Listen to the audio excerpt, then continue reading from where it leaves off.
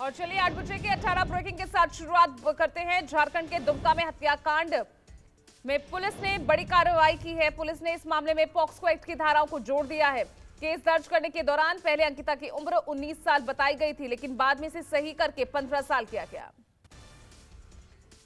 दूसरी ब्रेकिंग, झारखंड में जारी राजनीतिक संकट के बीच आज मंत्रिपरिषद बैठक बुलाई गई है। इस बैठक को रांची में शाम 4 बजे किया जाएगा। बताया जा रहा है कि इस बैठक में कई महत्वपूर्ण निर्णय लिए जाएंगे। साथ ही बैठक में विधानसभा का विशेष सत्र बुलाने को लेकर भी मंथन हो सकता है। तीसरी ब्रेकिंग, आज भी दिल्ली विधानसभा में हंगामे के आसार है। कल विधानसभा की कार्यवाही आज सुबह 11 बजे तक के लिए स्थगित कर दी गई थी। बुधवार को आप विधायकों ने कथित ऑपरेशन लोटस का मुद्दा जोर शोर से उठाया। आपका आरोप है कि बीजेपी ने इसके जरिए सरकार गिराने की कोशिश की। अगली ब्रेकिंग, दिल्ली में जारी सियासी घमासान के बीच आज से पुरानी शराब नीति लागू हो जाएगी। यानी दिल्ली में मिल रही छूट वाली शराब 31 अगस्त तक के लिए ही थी और इसके बाद अब पुरानी आबकारी नीति पर ही दिल्ली में शराब की बिक्री होगी। आज पहले दिन 300 सरकारी दुकानें खुलेंगी। दिल्ली में कुल 700 दुकानें हैं। रुक करते हैं अगली ब्रेकिंग का। दिल्ली के उपराज्यपाल वीके सक्सेना भ्रष्टाचार के झूठे आरोप लगाने के लिए आम आदमी पार्टी के विधायकों के खिलाफ कानूनी कार्रवाई करेगी। दिल्ली के एलजी जिन नेताओं के खिलाफ कानूनी कार्रवाई की बात उन्होंने की है, उनमें आतिशी, सौरभ भारद्वाज समेत 4 नेताओं के नाम शामिल है। एलजी वीके सक्सेना ने आप नेताओं के आरोपों को खारिज कर दिया है।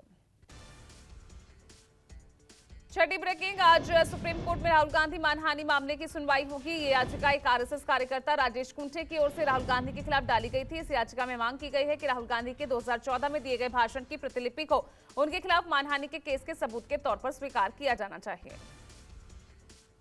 रुक करते हैं अगली ब्रेकिंग का। पीएम मोदी 2 दिन के कर्नाटक और केरल के दौरे पर रहेंगे। पीएम मोदी आज आदि शंकराचार्य के पवित्र जन्म स्थान का दौरा करेंगे तो 2 सितंबर को आईएनएस विक्रांत के रूप में विमानवाहक पोत का मिशन करेंगे। आपको बता दें, आईएनएस विक्रांत भारत का पहला स्वदेशी विमानवाहक पोत है।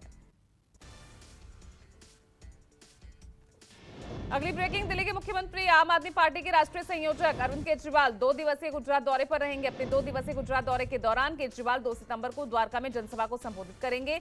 3 सितंबर को केजरीवाल सुरेंद्रनगर में टाउन हॉल मीटिंग को संबोधित करेंगे। अगली ब्रेकिंग, केंद्रीय गृह मंत्री अमित शाह आज नई दिल्ली के अटल अक्षय ऊर्जा भवन में सीएपीएफ ई आवास वेब पोर्टल का शुभारंभ करेंगे। ये वेब पोर्टल सभी सीपीएफ और असम राइफल्स के योग्य कर्मियों को आवासीय क्वार्टर्स या एसएफए के ऑनलाइन पंजीकरण और आवंटन की सुविधा प्रदान करेगा। और अगली बिग ब्रेकिंग, नीतीश सरकार में बतौर मंत्री शपथ लेने वाले कार्तिक कुमार ने बुधवार की शाम अपना इस्तीफा मुख्यमंत्री नीतीश कुमार को सौंप दिया, जिसे स्वीकार कर लिया गया है। बुधवार की सुबह ही कार्तिक कुमार का मंत्रालय बदल दिया गया था। वो कानून मंत्री थे। आज कार्तिक कुमार की दानापुर कोर्ट में अपहरण मामले में पेशी है। अगली ब्रेकिंग, टिकटॉक स्टार और बीजेपी नेता सोनाली फोगाट की मौत मामले में गोवा पुलिस जांच कर रही है, जिसके तहत गोवा पुलिस आज हिसार के संतनगर स्थित सोनाली फोगाट के घर पर जाएगी। साथ ही गुरुग्राम वाले फ्लैट पर भी जाएगी। तो वहीं उनके पैतृक घर पर श्रद्धांजलि सभा रखी गई है, जिसमें सीएम मनोहर लाल खट्टर शामिल हो सकते हैं। 12वीं ब्रेकिंग, सभी धर्म के पूजा स्थलों के लिए एक समान कानून बनाने की मांग वाली याचिका पर आज सुप्रीम कोर्ट सुनवाई करेगा।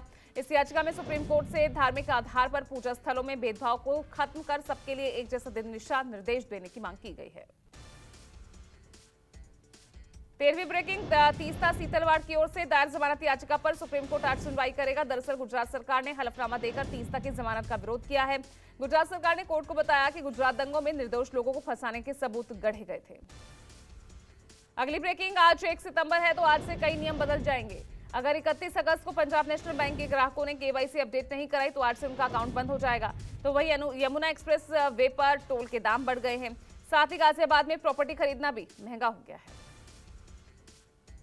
अगली ब्रेकिंग, उत्तर प्रदेश के अपर मुख्य सचिव रहे अवनीश कुमार अवस्थी रिटायर्ड हो गए हैं, लेकिन माना जा रहा है कि जल्द ही उन्हें योगी आदित्यनाथ सरकार की तरफ से कोई अहम पद सौंपा जा सकता है। सूत्रों की माने तो अवनीश अवस्थी को यूपीडा का चेयरमैन बनाया जा सकता है। आपको बता दें, अवनीश अवस्थी सीएम योगी के सबसे भरोसेमंद अधिकारी हैं। और 16वीं ब्रेकिंग, भारतीय किसान यूनियन आज रुड़की में महापंचायत करेगी। बीकेयू का प्रदर्शन गन्ना मूल्य बढ़ोतरी, मुफ्त बिजली समेत कई मांगों को लेकर होगा और इसके लिए आज किसान यूनियन हरिद्वार, देहरादून, उधम सिंह नगर, नैनीताल और पौड़ी जिले में विरोध प्रदर्शन करेंगे। अगली ब्रेकिंग, भारत को सर्वाइकल कैंसर के खिलाफ पहला स्वदेशी टीका मिलने वाला है। सीरम इंस्टीट्यूट ऑफ इंडिया और बायोटेक्नोलॉजी विभाग की तरफ से आज देश की पहली स्वदेशी वैक्सीन लॉन्च की जाएगी।